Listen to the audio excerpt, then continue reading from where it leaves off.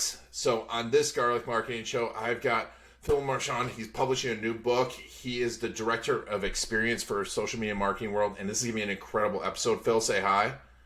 Hello, everyone. And we're going to talk about the most important way to build connection before the event, the questions you need to ask about your event to get attendees to come in, why they created an anti-social room, connecting people before the event and how to use Zoom, how they create the bread of the event ahead of time, activating clients to become your super fans, and how to make your event like a great summer camp, as well as evolving the audience and creating micro communities, and the two biggest mistakes you make in your event.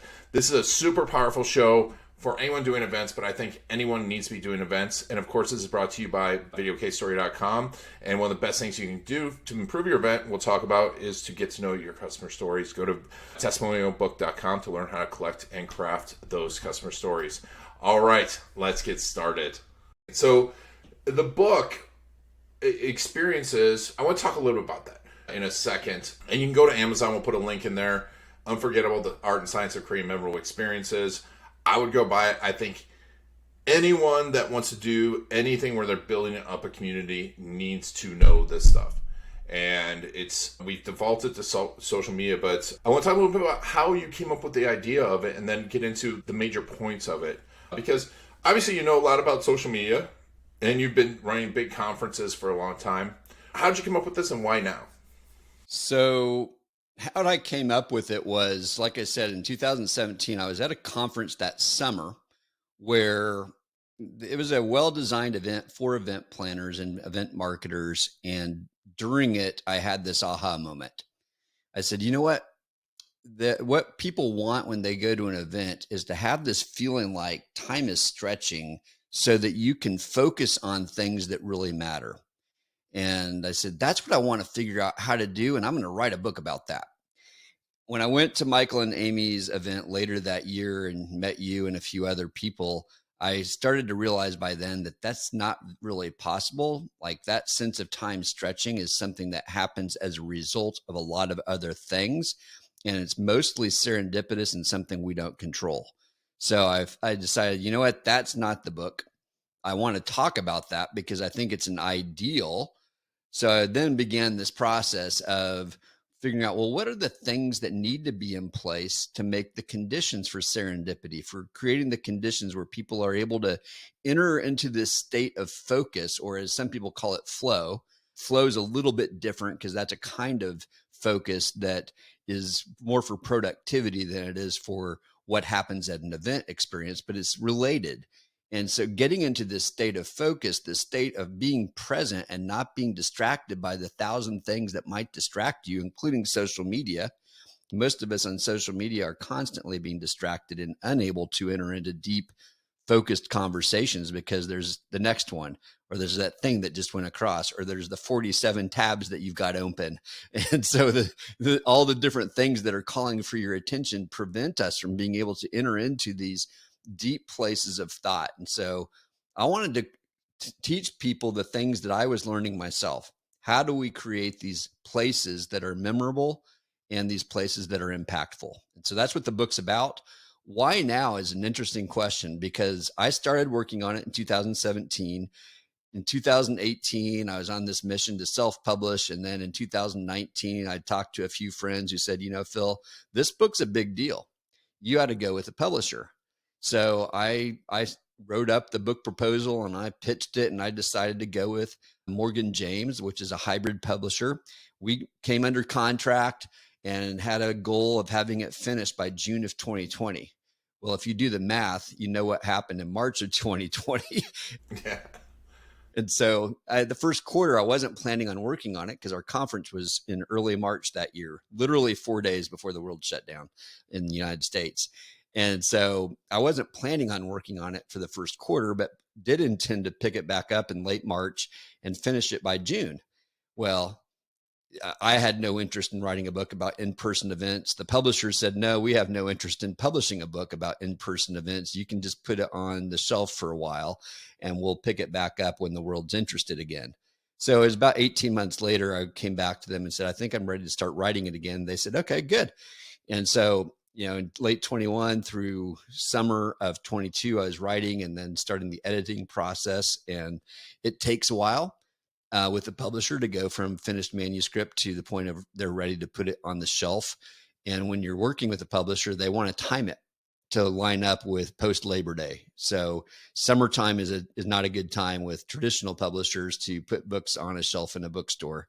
So we went for the first day possible after Labor Day, and that was September 5th. Nice. And I think timing wise, it's interesting what caused it to stop, but also what caused it to stop, I think, is making it more relevant. Because I feel events are so much more important than they have been in a long time. Would you agree? I think we have focused on them and understand the power of events more than ever. Like, the pandemic certainly caused all of us to crave relationships, but because of what happened with inflation and the economy, we're more careful where we're spending our dollars when we travel to an event. So we want to go to the right ones. And we're looking for experiences, I think, more than ever. And so it's really kind of fascinating. Started writing this book 6 years ago, and before experience design was like the buzzword in event planning. But now this year, there's all of these people talking about it, and there's groups that are focused on it. Google's got a whole initiative focused on experience design. Experience design has been around a long time in other fields, like user experience for computer programmers or, interior design. Like there's a lot of other spaces, but as far as events go, it's a newer idea. And so it's really fascinating to be part of a tidal wave of interest in this topic. And when you say experience design, explain to me a little bit more about what you mean. It makes sense, but what all goes into experience design? One way to think about it is the way that a video game programmer designs a video game. So when they're designing the game, they're laying out what are the sequence of things that we want people to do? What are the choices that we want to give people at each place, at each level of the game? So you come to the first encounter and there's usually 2 or 3 options. Do you want to go left, right, or straight ahead, right? And you're creating this hyper-personalized experience for people. You're paying attention, bring it into an event space. You're paying attention to how they feel at this moment. Are they feeling anxious? Are they feeling excited? Are they feeling nervous? What are they feeling? And how can we help to either change that emotion if they're feeling anxious, nervous, sad, scared, whatever, or intensify the feelings of excitement and happiness and whatever positive emotions they're having. You're looking at the emotional journey that they're having. You're looking at the cognitive journey that they're having. Like, what are they here to learn? How can we set them up for that learning? What are the conditions they need? Looking at things like AV, looking at colors, looking at aromas, looking at temperatures, looking at room design, all those kinds of things that go into the experience that somebody's having. You're looking at the relational design of the event. How do we help somebody make friends so that they feel like they belong? Like that sense of belonging is super important for people. And when you travel going to an event and it's likely full of a lot of strangers, you want people to move from strangers to feeling like they're among their people as quickly as you can. And so you have to look at how do you orchestrate relationships? How do you orchestrate settings so that people of all different networking types feel comfortable with one another? Because if you've got Europeans that are much more reserved in their style of networking versus, salespeople in America are probably can be some of the most brash people in terms of, certainly they're eager to meet you. And they're also quick to move on if they don't think you're the right person. And that can be very offensive in certain settings. And in other settings is like, oh, that's what we all expect. If we're not a good fit, okay, cool, move on. So how do you do that relationally so that people have this sense of connection? And, so all those things, you're looking at music. Music's a big deal to me. So not just because I'm a musician, but it helps people feel like you understand them. Like if, I saw a post today of a friend who went for her first time to a silent disco. And she said, I finally found my place because I can listen to my jams and I can listen to the stuff that I want to, and I can dance and no one knows what I'm dancing to. So they don't know if I'm getting the moves right or wrong. I think people are so used to that with our smartphones. We listen to our own curated playlists. But if I can figure out music that's going to connect you, Ian, and the Sally who's there and the Mary who's there, and find music that's in common, that's going to make all of you feel like, okay, they get us. This playlist or this live band is playing music that resonates with us. I remember those happy times in my life, and this music is making me feel happy and nostalgic right now. And then when it comes time to help you feel reflective, there's a different kind of music that's helping you enter into a deeper state of focus because it's helping you relax. And then when it's time to get you hyped up and say, hey man, it's time to go change the world, Ian, then I've got, the Change the World music playlist that's coming on that's helping you get hyped up. So we're thinking about all these kinds of things as we design it, not just the content. The content is critical, obviously. And that's something that is basically a given. It's not a given that the content presenters are great at what they do. That's a whole different thing, like coaching people and helping make sure, especially in an age where people have short attention spans, they've got to be able to deliver in a way that keeps people engaged. Lots of stories, lots of movement, whatnot. But beyond that, assuming that's being done well, which often isn't the job of the experience designer, that's somebody else who decided that stuff. I'm trying to design the rest of the experience. This morning, I was meeting with one of our team members. This will be a good example for you. We were taking one section of the event. What does it look like when people arrive? And we were breaking that down into the different steps of what does it mean to arrive when they get to the door, when they get to the escalator, when they're on the escalator, which is a lengthy ride. It takes you about a minute to ride from top to bottom or from bottom to top. When they get to the top, when they get to our registration desk, when they get to our sponsor area, all these different things. It's a large building, so it's not like it's just a 50-yard journey. We're talking about almost a quarter of a mile from the sidewalk to their first session. Then what's happening at each place, and we're looking at all the things we could do and deciding what do we do and what's going to make a continuous experience that's going to connect with a lot of different people in a lot of different ways. And so, as an experience designer, that's the kind of stuff I'm thinking about. It's interesting because I would assume, especially like you look at most corporations, they're thinking a little bit about experience design, but they're thinking of it as separate from the content, aren't they? I think so. And it's easy, especially in larger companies, to do that. I'm in a unique place where I actually do get to think about both. I coach our new speakers. I'm thinking about that along with all these other design elements because it's all interconnected. It's got to be looked at integratively, holistically, or you're going to have a disjointed experience. Yeah, and someone's spending $1,000, $2,000, $3,000 to go to a conference and travel time and taking the time, you having a 5-star experience, it seems like it should be a given, but I've been to so many events that you spend that much money and they're like everything is third class to the content. And they have great speakers, but everything else isn't thought about it. But really, for me, when I go to a conference, like you're saying, it's like the people you meet in the community, because now all the content's really available anywhere anyways, isn't it? It can be. Hopefully they're designing unique content for your event. But, if they're a well-known speaker, I was looking at a post, the same speaker as Silent Disco. She has like 5 main talks, and they're pretty much the same wherever she goes. So if you've seen her somewhere else, you've probably heard what she's going to say, and maybe not too tailored. And great speakers can do that, and they might throw in a few stories to make it a little bit more adaptive, but their points are the same. A really great speaker will be able to come up with something brand new and fresh for your audience, but the breadth of their experience has to enable them to do that. But they're still going to be limited. Most of us, I think Guy Kawasaki said this, he said, most of us only have about 10 or 12 talks in us, and then it's just repackaging. Gotcha. So, so there's only so many things we can talk about with a depth of intelligence, but that the people who are responsible for that need to be working with the experience designers so that you getting the connections will take place, because you came for unique experiences. You came for unique knowledge. You could have maybe heard that speaker online.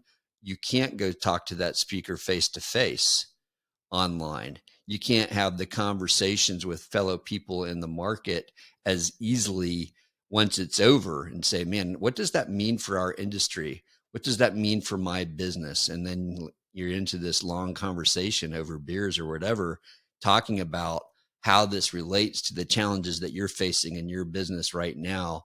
And you're able to do it in a relaxed setting and talk about things that you never get a chance to do back home because you've got the next task to check off, or someone's asking you for this report, or, get this done, or whatever it might be. And I think we've talked at a really high level, but you've done this, right? You're not someone who's, let me write a book on it because I have some ideas. You've done this for quite a while.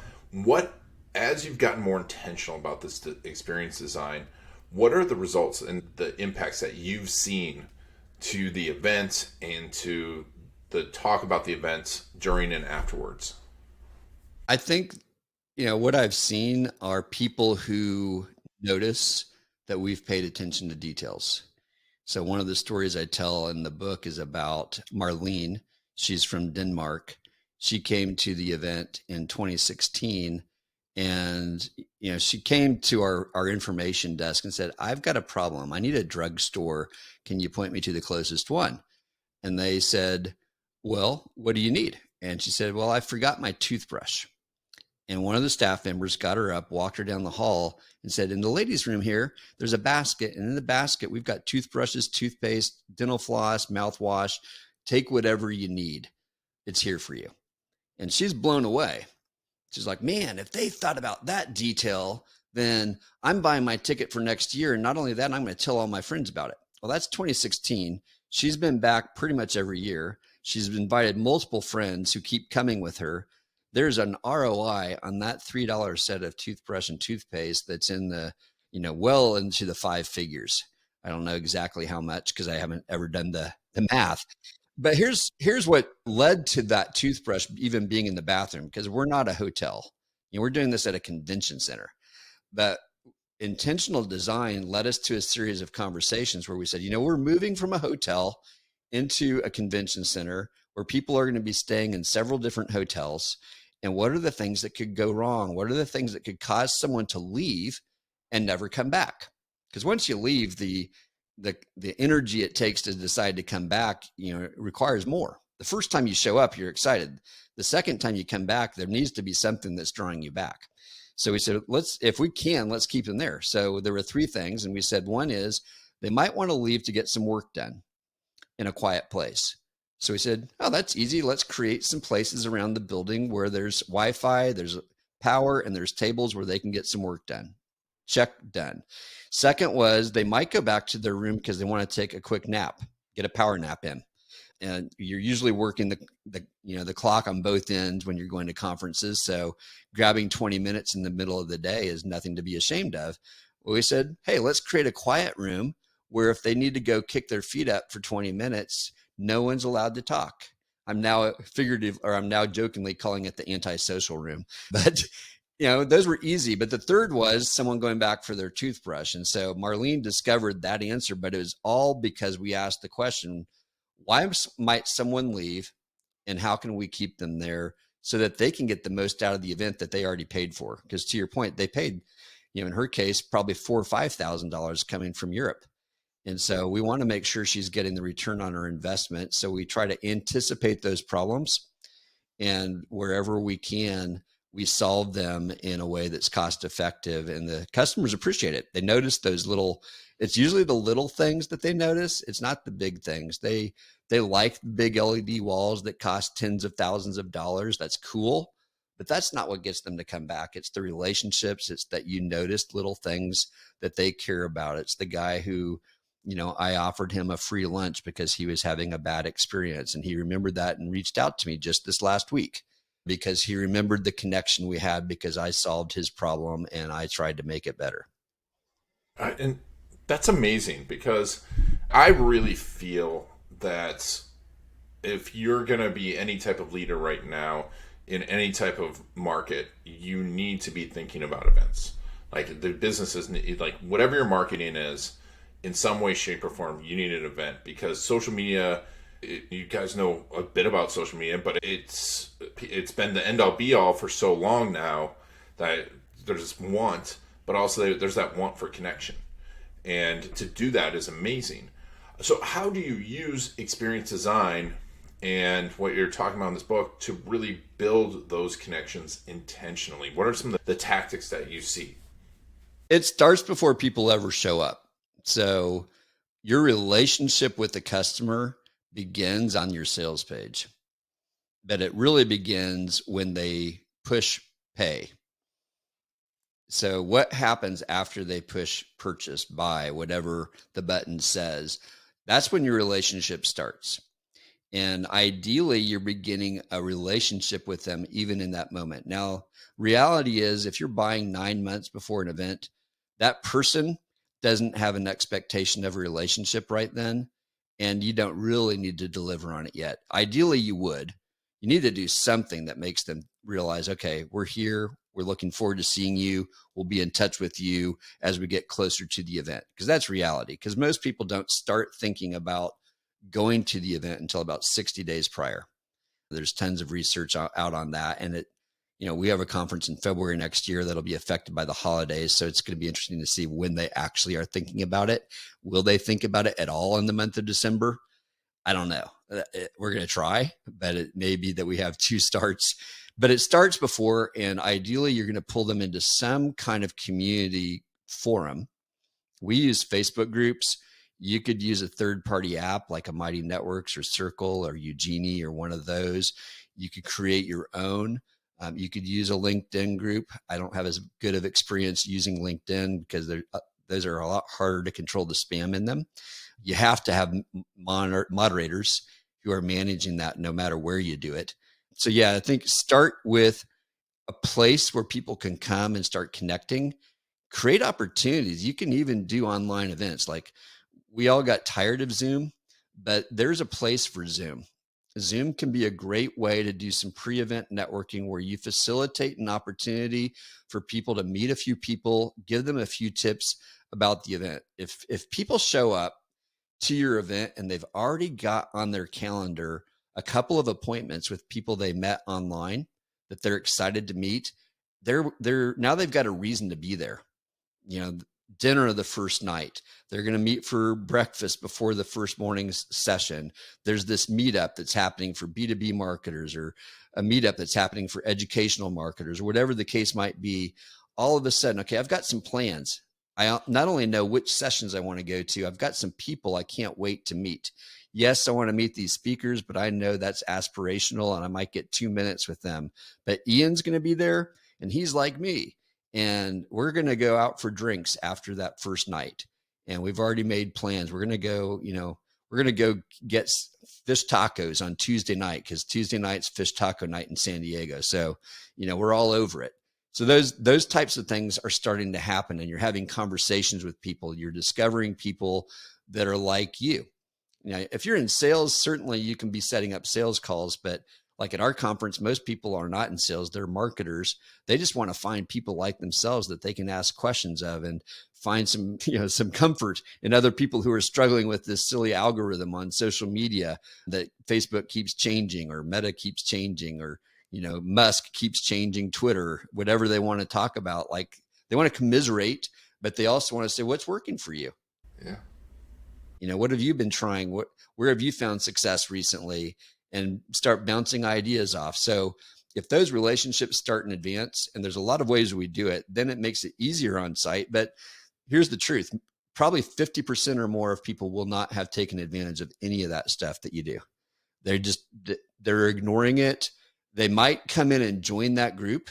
Like I looked and we had maybe 70% of our people had joined the group. But if I would have looked back in March, my guess would be maybe 30 or 40% would have actually been active in that group.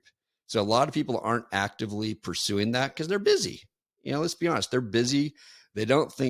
Some people don't think about the event till they get on the plane. So then the next thing you do is have people whose job is to look around and start conversations. So they meet you, Ian, and they find out about you, a little bit about your background, what you do. And they would ask you a question like, hey, what kind of people would you love to meet while you're here this week? And when you give an answer, they're say, you know what? I just met Sally over here. She said the same thing. Do you mind if I introduce you? And then I've introduced you to Sally, and I wait to see if there's a connection, as you guys are talking, and then I back away.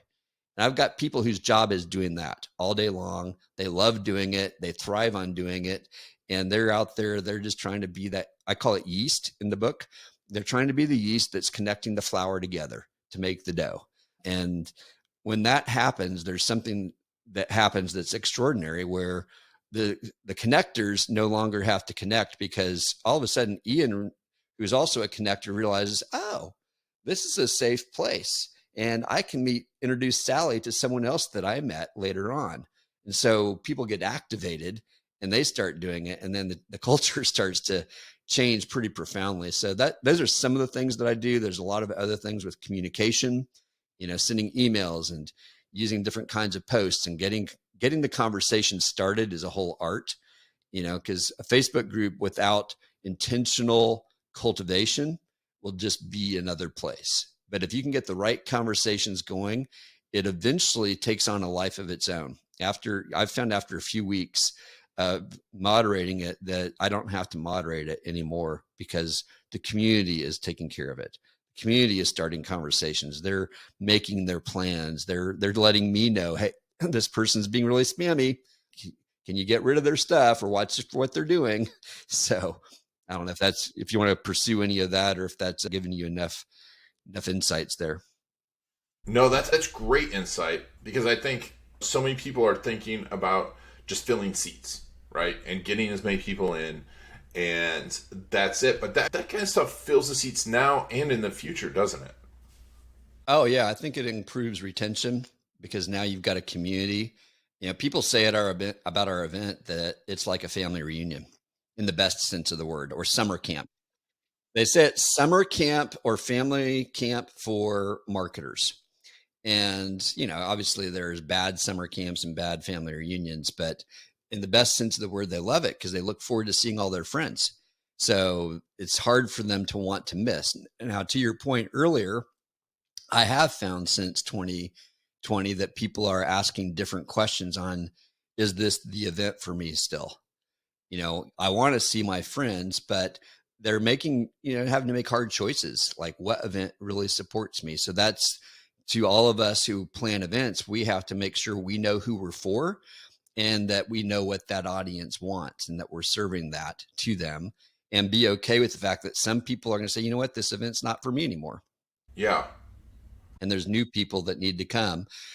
That's an okay thing if they're conscious about it. But if you've missed them unintentionally, that's a whole different thing. And how are you deciding who, like, these big changes that have happened, how are you deciding which ones you need to go after, which people you need to go after as things have shifted? What's that criteria for you? Well, it starts with data. What are people telling us? We survey our audience. We're constantly monitoring what they're listening to, what they're reading, and what they're watching. So we're a media company. So we're sending out articles, we're sending out podcasts, we're sending out videos every week. And then we do a couple of surveys every year. So we're monitoring what people are saying. And when we ask questions, we're actually curating that and saying, let us know if you're a customer of Social Media Marketing World, for example. So we know what that audience is telling us, and if it's any different from our main audience. So we're watching those trends, but we're also watching macro trends outside of us. What are the big platforms saying? What are we seeing in press outside of our own press? Because we don't want to be myopic and just look at the way we look at things. So that's helping us understand the content. What content should we have? What topics do people actually care about? And, people have said to us, you're not talking about topic X anymore. And our response is, well, our audience has told us they're not that interested. So we're not talking about it, not because we don't care, but you've told us, and you collectively have told us, that you don't care about that as much as you care about something else. It's not that people don't care, but the level of care, because we've got to do something that people are going to pay money to show up and learn about. For sure. Yeah, and I've seen that too. There's definitely some and that's a tough one too, because as your audience switches, you're gonna turn off some of the old audience that might have came for something else. Yeah. Yeah, I think there's a maturing process that happens, and people who've been doing whatever, and let's don't just talk about marketing, but whatever industry you're in, when you're 5 or 10 years into your career, your learning interests are different than they are when you're first starting out. Now, we're not for the beginner. We know that. We were when we first started 10 years ago, but now we know we're for the intermediate to advanced marketer. But advanced marketers are very different from each other. Think about someone who 40 hours a week for 5 years has been doing Facebook ads, let's just say. Well, they're an expert. You've been doing it for 5 years, 2,000 hours a year. That's your 10,000 hours. You're an expert. You probably could be teaching some aspect of it. So for you, the things that you want to learn are different than the person who maybe is in their first or second year on that journey. Now, the truth is, what worked for you in years 1 through 3 and even 4 isn't working anymore. So you're still wanting to know what's working today. But the way that you're perceiving that information is very different than someone who's just trying to figure out how to Facebook ads work in the first place. Or, you're still trying to figure out how to create an audience or custom audience or whatever it might be. And as your audience evolved, how did your experience design evolve? Like, how was it just content? Or, because obviously you have now existing communities, are you trying to figure out how to bring people into those existing communities, create new communities within your market? How did that all change? That's a great question. We've evolved in terms of our own understanding of experience design right along with the industry. So Social Media Examiner started in 2009. You could say that the social media marketing industry was still pretty new at that point in time. We created the very first industry survey, and we still post that every year. So I'd say, like, our first year of the conference, we didn't know what we were doing. I've been doing experience design for most of my life, but I didn't call it that. I didn't know to call it that. It's only as I started working on this book that I realized that's my secret sauce. So I'd say, in terms of like creating communities for different audiences, we're trying to create a community for the audience that we have. We're not off in the business of creating dozens of different communities. We do create micro communities within the macro at the conference. So that's paying attention to what people say they're interested in. Like, we ask questions in our surveys. We send out surveys just to attendees. We ask questions in the Facebook group, trying to understand what people care about. And then we watch what they say, and then we create based around what they say. And I frankly, I look for leaders. I look for people who clearly have leadership ability or have been with us for a while and say, hey, would you lead that community for that group of people that's a lot like you? Because it works way better if there's a leader. That's great. And that's fantastic, because I think you find that leader and you identify them. And we've been talking a lot about super fans or super users. Those are the people that you enable, and really helps to grow your event, doesn't it? It does, yeah. And so these are all great tips. Now, and inside the book, I'm sure there's a lot more of that information. What do you talk about all in the book? Because it's coming out soon. I'm sorry, I haven't got to read it yet. But one of the things because there's so much that you can do in an event. And as I was launching the book, there's so many things I know to do to market a book. What do you feel that people spend too much time when they're designing an event on that really isn't as necessary as they think? I don't think there's a one size fits all answer to that question. Okay. But I think what is not studied enough is who is the customer, and then what does their journey look like? So if you don't have a good definition, and it's probably a couple of avatars, you probably don't have one unless you're a fairly small event, but getting to know who that customer is, what do they get passionate about? What are their pain points? Why are they coming? What does the journey look like before they get there? And then what's that journey going to look like as they arrive? So, if you know that you've got an audience that 75% has been to your event before, that's very different than if it's 75% have never been before. If you know your audience is primarily a woman that's in her 30s or 40s, that's going to be very different than if it's a 20-something man who's an internet marketer. The 30 to 40-year-old woman who works for somebody else's business is going to have a different interest in that 20-year-old internet marketer who's already made his first million. So if you know who the audience is and what they've been experiencing before they arrive, I find most event planners don't spend enough time getting to know who that is and what that's going to be like. Because then when you start looking at what's their experience going to be like as they walk through the different phases of your event, now you've got a person in mind and a group of people in mind. And you're saying, well, what's she thinking right now? What's she feeling right now? And you're able to start anticipating how things are going to affect her or affect him. And so you're saying, well, that might affect him this way, but most of our people are more like her. So we're okay with that. And then you're able to say, you know what? Research says 20% of people in America today have some kind of neurodivergent issue going on. What are we doing for them? How are they going to respond to the flashbang that we've got planned for that, that closing keynote? Do we have a plan for that? So those are the kinds of things that I don't think people spend enough time thinking about. And I personally have made mistakes. We did end with an indoor fireworks show at one of our keynotes 4 years ago.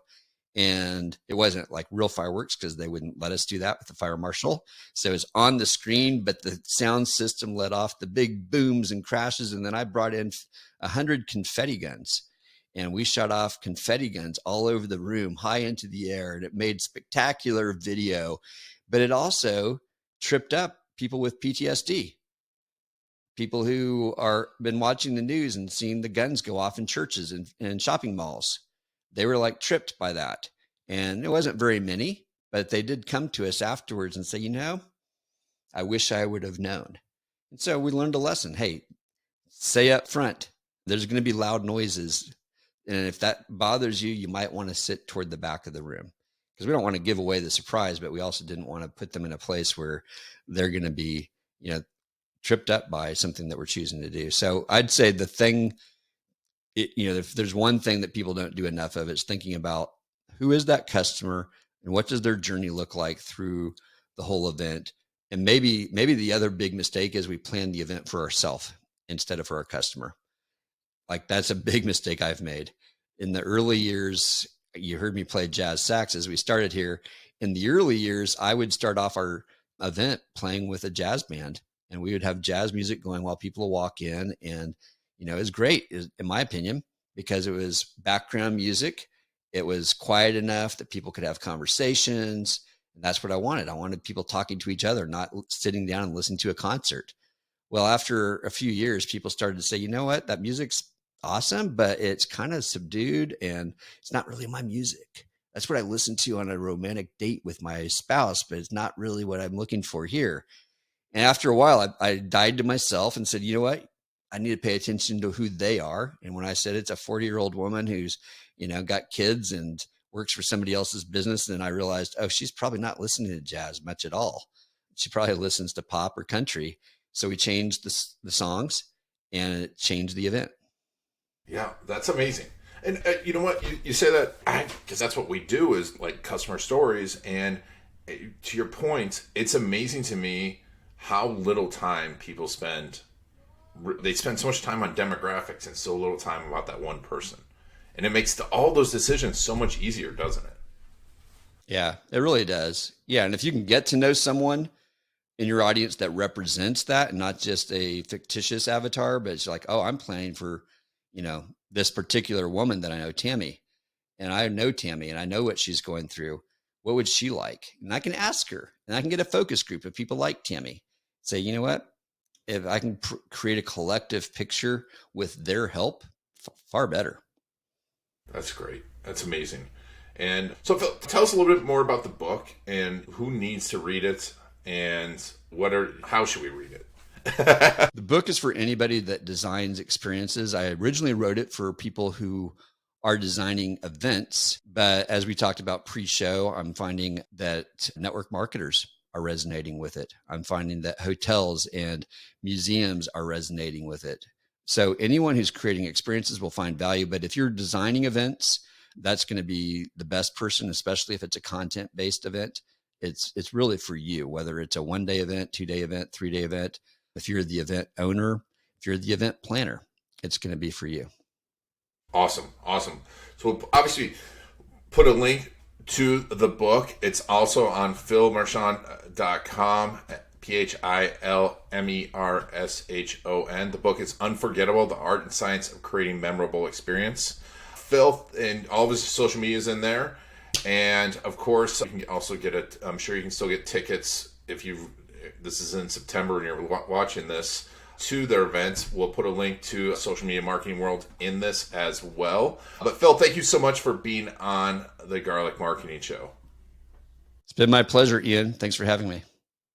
All right. And thank you all for taking Phil and I on your journey. It's been Ian Garlic and the Garlic Marketing Show.